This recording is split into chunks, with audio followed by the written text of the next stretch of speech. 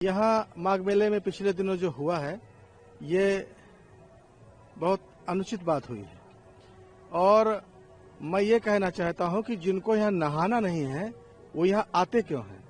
और गंगा नहाने के लिए पालकी में, ऊंट में, हाथी में, घोड़ा में, गधा पर, खच्चर में बैठने की कोई परंपरा नहीं है। और ये याद रखना चाहिए कि ये माघ मेला में करोड़ों करोड़ों लोग आ रहे हैं। उन श्रद्धालुओं के जीवन की सुरक्षा और मेला के मान सम्मान के लिए सब व्यवस्था प्रशासन की ओर से की गई है।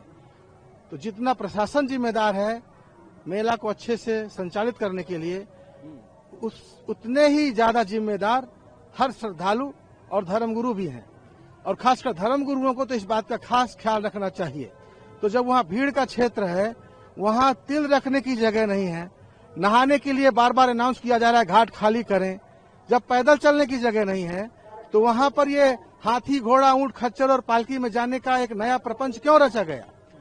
और रही बात योगी जी के मामले में, जो बातें कही गई हैं वो बहुत कष्टदायी और निंदनीय है। मैं उसकी निंदा करता हूँ। ये अपनी मर्यादा का उल्लंघन किसी भी को नहीं करना चाहिए, खासकर संत को। शब्द की मर्यादा क्या से क्या कर देती है।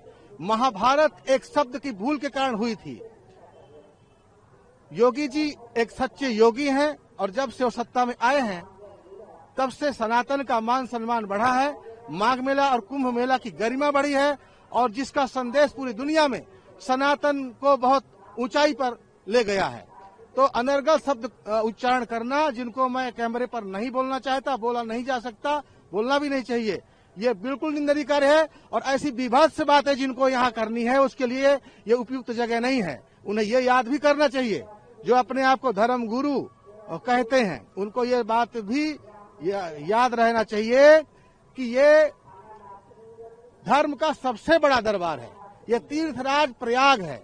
यहाँ अपना अहंकार दिखाने कोई नहीं आता। ऊंट, घोड़ा, पालकी कहीं और दिखाओ। यहाँ पर तो आना है तो एक भक्त की हैसियत से आओ। और यहाँ महाराज भरत ने भी मांगा, राम जी ने और सीता जी ने भी मांगा। और हमेशा से तीर्थराज प्रयाग चार पदार्थ बड़ा भंडारू, पुण्य प्रदेश देश अतिचारू। जो जिस कामना से यहाँ आएगा उसकी मनोकामना पूर्ण होगी, लेकिन उसको यहाँ नतमस्तक होकर के आना पड़ेगा। जो अहंकार का प्रदर्शन करने यहाँ आते हैं उनके लिए जगह ठीक नहीं है और इससे श्रद्धालुओं की श्रद्धा को फर्क पड़ता है। देश और दुनिया में सनातन की जो बढ़ रही साख है, लहराती हुई ध्वजा पताका है, जो कि योगी और मोदी के प्रशासन में बहुत ऊंचाइयों में गई है, तो उसमें ये लोग बट्टा लगाने का कार्य न करें। और जो धार्मिक लोग हैं वो धर्म कार्य करें और जो शासक वर्ग है वो शासन का कार्य करें।